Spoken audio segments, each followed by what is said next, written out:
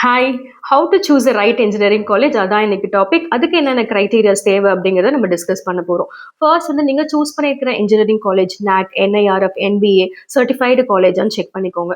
So இதெல்லாம் பார்த்தீங்கன்னா அந்த காலேஜுடைய குவாலிட்டி ஆஃப் எஜுகேஷனை என்ஷூர் பண்றதுக்கு ரொம்ப யூஸ்ஃபுல்லா இருக்கும். நெக்ஸ்ட் நீங்க கோர்சஸ் சூஸ் பண்ணும்போது கோர் அண்ட் ட்ரெண்டிங் கோர்சஸ் இருக்கான்னு பார்த்துக்கோங்க. இந்த AI, cyber security and data science இந்த கோர்ஸ் எல்லாம் பார்த்தீங்கன்னா உங்களுக்கு ஃபியூச்சர் ரெடி ஸ்கில்ஸ் டெவலப் பண்ண ரொம்ப இம்பார்ட்டண்ட்டா இருக்கும். த faculty and the campus. So faculties வந்து எக்ஸ்பீரியன்ஸ்டு ஃபேக்கல்ட்டிஸாக இருக்காங்களா அப்படின்னு என்ஷூர் பண்ணிக்கோங்க.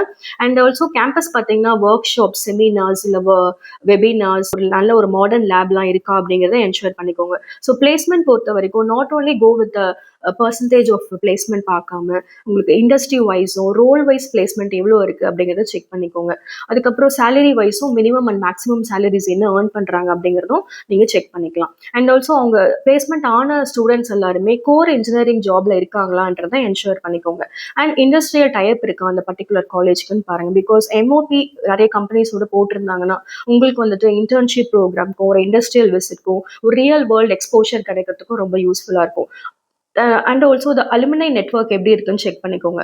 ஒரு ஆக்டிவ் அலுமினை ப்ரோக்ராம் அங்கே ரன் பண்ணுறாங்களா, அதுக்கப்புறம் அலுமினை மென்டர்ஷிப் ப்ரோக்ராம்ஸ் அங்கே இருக்கான்னு செக் பண்ணிக்கோங்க. ஸோ இது மூலிமா உங்களுக்கு ஒரு மென்டர்ஷிப் கைடன்ஸும் அண்ட் ஆல்சோ ஒரு ஜாப் எக்ஸ்பீரியன்ஸும் உங்களுக்கு கிடைக்கும். And the location of the college also important.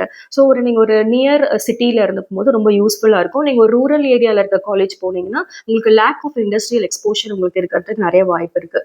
Next வந்துட்டு காலேஜுடைய ஸ்காலர்ஷிப் பற்றி தெரிஞ்சுக்கோங்க. பிகாஸ் ஸ்காலர்ஷிப் இருக்கான்னு நீங்கள் தெரிஞ்சு ஒரு ஃபிகர் பண்ணும்போது உங்களோட ஃபினான்ஷியல் பர்டனை வந்து ரெடியூஸ் பண்ணிக்கிறதுக்கு ரொம்ப ஈஸியாக இருக்கும். ஸோ ஜஸ்ட் ஒரு காலேஜை சூஸ் பண்ணாமல் நீங்க செலக்ட் பண்ற college should be good in develop your skills and exposure and also your real opportunities இருக்கிற ஒரு இடமா நீங்க சூஸ் பண்ணிக்கோங்க. All the best. தேங்க்யூ.